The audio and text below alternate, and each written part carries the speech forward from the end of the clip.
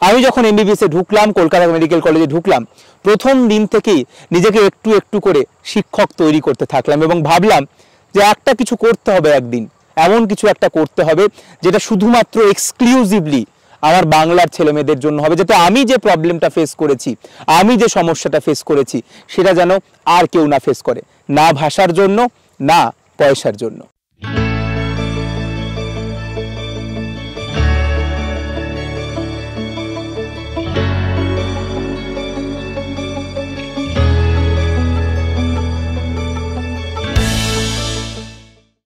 নমস্কার, আমি অর্কদীপ, একজন ডাক্তার, একজন শিক্ষক।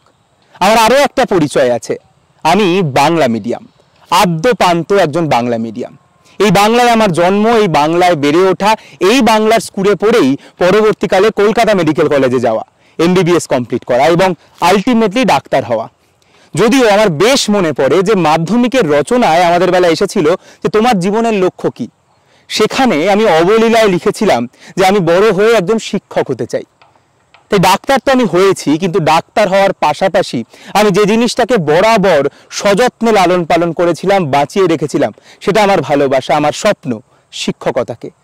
তাই ডাক্তারি হওয়ার পাশাপাশি প্রথম দিন থেকেই আমি নিজেকে একটু একটু করে শিক্ষক তৈরি করেছি। আমি মনে করেছিলাম যে এই ভালোবাসাকে, এই স্বপ্নটাকে কোনোভাবেই মরতে দেওয়া যাবে না। তাই আজকে ডাক্তারির পাশাপাশি আমার পরিচয়ে আমি শিক্ষক কথাটা বলি এবং সেই জন্য আমি যথেষ্ট গর্ব অনুভব করি। ওই যে বললাম যে আমি বাংলা মিডিয়ামের স্টুডেন্ট ছিলাম, বরাবর আমি বাংলায় পড়াশুনো করেছি। তবে 11-12 পরে বিভিন্ন সর্বভারতীয় পরীক্ষার সম্মুখীন হয়েছিলাম আমি। এখন যেরকম নিট, জেইই হয়, আমাদের সময় তখন হতো AIEEE, AIPMT, IITর মতো পরীক্ষা। এবার এই সমস্ত সর্বভারতীয় পরীক্ষা দেওয়ার জন্য অ্যাকচুয়ালি আমাদের সময় ওয়েস্ট বেঙ্গল বোর্ডের সিলেবাস এবং এই সমস্ত পরীক্ষার সিলেবাস আলাদা ছিল। যদিও আজকের দিনে সবটাই এক হয়ে গেছে, তবুও ইংরাজিতে পড়াশুনো করাটা খুব দরকার ছিল।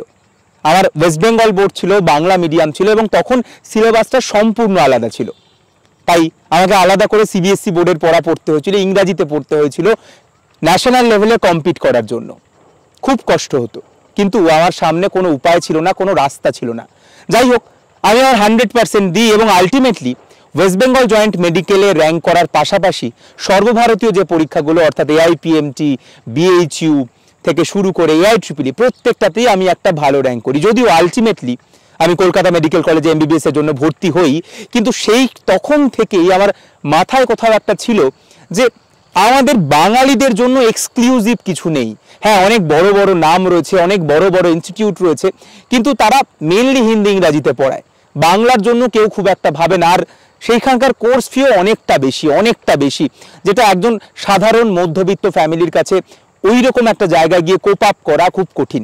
তাই আমি যখন এমবিবিএসে ঢুকলাম, কলকাতা মেডিকেল কলেজে ঢুকলাম, প্রথম দিন থেকেই নিজেকে একটু একটু করে শিক্ষক তৈরি করতে থাকলাম এবং ভাবলাম যে একটা কিছু করতে হবে, একদিন এমন কিছু একটা করতে হবে যেটা শুধুমাত্র এক্সক্লুসিভলি আমার বাংলার ছেলেমেয়েদের জন্য হবে, যাতে আমি যে প্রবলেমটা ফেস করেছি, আমি যে সমস্যাটা ফেস করেছি, সেটা যেন আর কেউ না ফেস করে, না ভাষার জন্য, না পয়সার জন্য। তাই লড়াই শুরু হলো। এমবিবিএসে ঢোকার পর থেকেই আমি পড়ানো শুরু করলাম, 1 জন 2 জন 3 জন এরকমভাবে আশেপাশের লোকজনকে পড়াতে শুরু করলাম। কাউকে কোথাও পড়ানোর সুযোগ আমি ছাড়তাম না, কারণ আমার বরাবর মাথায় ছিল যে আমাকে শিক্ষক হিসাবে একটু একটু করে তৈরি হতে হবে।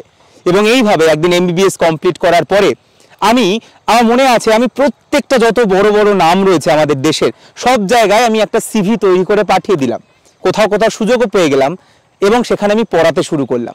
পড়ানোর দুটোই কারণ ছিল, এক, নিজেকে শিক্ষক হিসাবে একটা প্রমাণ করার দরকার ছিল, প্রতিষ্ঠিত করার দরকার ছিল, এবং 2, কিছু পয়সারও প্রয়োজন ছিল। কারণ আমি যদি নিজে একটা কিছু করতে চাই, আমাকে যদি পুরো একটা টিম তৈরি করতে হয়, কাজ করতে হয়, তার জন্য পয়সাও দরকার। তাই লড়াই শুরু হলো 2017 সাল থেকে। আমি বিভিন্ন জায়গায় পড়ানো শুরু করলাম, বড় বড় নাম, যত অল ইন্ডিয়া ব্র্যান্ড আছে, আস্তে আস্তে পড়ানো শুরু করলাম, সুযোগ পেতে শুরু করলাম এবং আস্তে আস্তে আমার জার্নি শুরু হলো। এই 4 বছর ধরে বহু জায়গায় পড়ালাম, 3টে বড় বড় সর্বভারতীয় ব্র্যান্ডের সঙ্গেও যুক্ত ছিলাম। উত্তর থেকে দক্ষিণ, পূর্ব থেকে পশ্চিম বহু স্টুডেন্টকে পড়িয়েছি, কিন্তু কিছুতেই মনের খিদে মিটছিল না। অনেককে রিকোয়েস্ট করলাম, মেল করলাম যে আমাকে একটু বাংলায় পড়ানোর সুযোগ দেয়, যদিও কেউ পাত্তা দেয়নি। তো 4 বছর পরে ফাইনালি ভাবলাম যে হ্যাঁ, এইবার সময় এসেছে নিজেদের জন্য কিছু করার, নিজের কিছু করার, নিজের বাংলার জন্য কিছু করার। তাই তৈরি করলাম একটা নতুন প্ল্যাটফর্ম, একটা নতুন টিম, যেটা শুধুমাত্র এক্সক্লুসিভলি বাঙালিদের জন্য। ওয়েস্ট বেঙ্গল বোর্ড, আইএসসি কিংবা সিবিএসসির কথা নয়, যে কেউ হতে পারে, তবে বাঙালি হওয়াটা অতি আবশ্যিক। কারণ আমরা বাংলায় পড়াই, আমরা বাংলায় কথা বলি, আমরা বাংলায় ইন্টারাক্ট করি, আমাদের সব কিছু বাংলাতে হয়।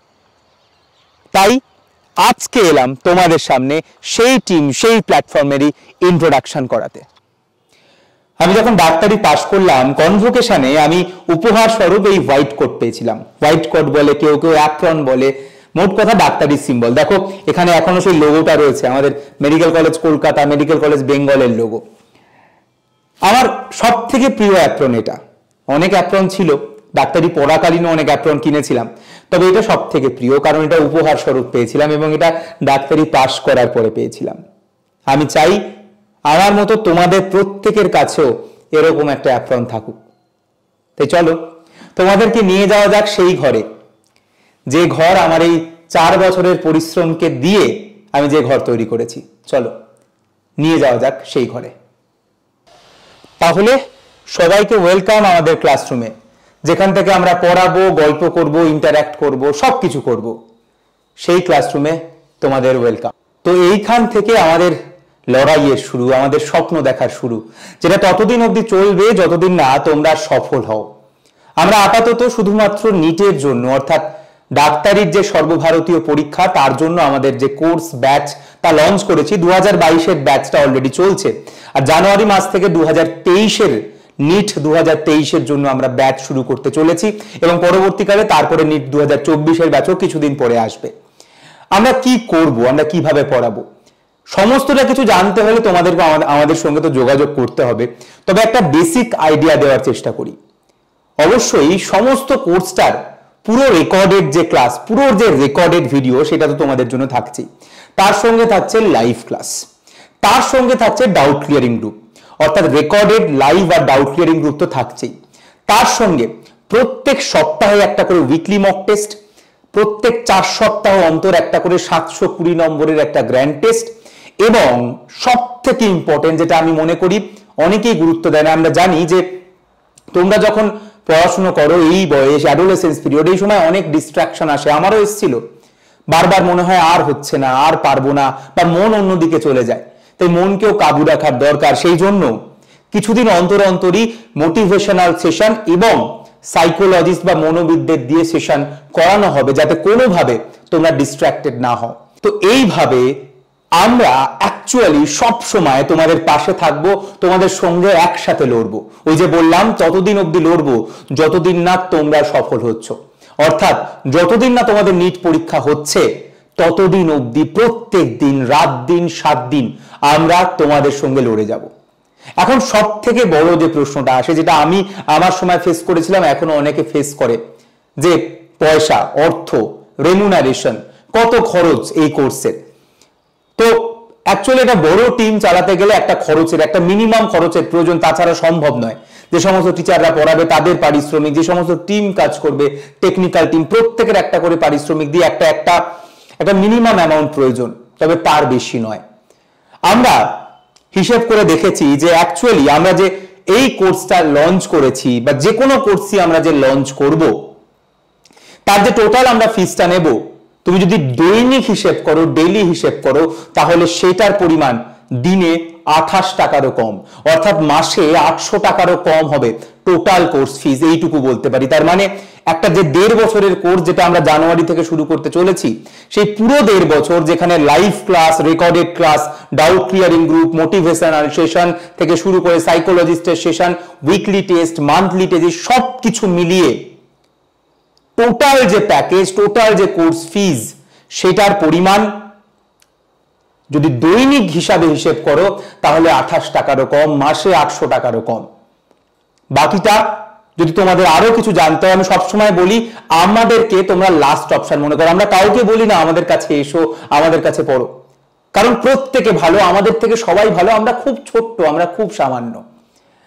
কিন্তু যদি তোমাদের মনে হয় যে আমাদের প্রয়োজন, আমাদেরকে তোমাদের প্রয়োজন, তাহলে আমাদের সঙ্গে যোগাযোগ করতে পারো। নাম্বারটা নিচ দিয়ে অলরেডি যাবে, নাম্বারটা হলো 9330054553। এই নম্বরে যদি ফোন করতে হয় তোমাদের, তাহলে সকাল 10টা থেকে সন্ধে 6টার মধ্যে ফোন করতে পারো।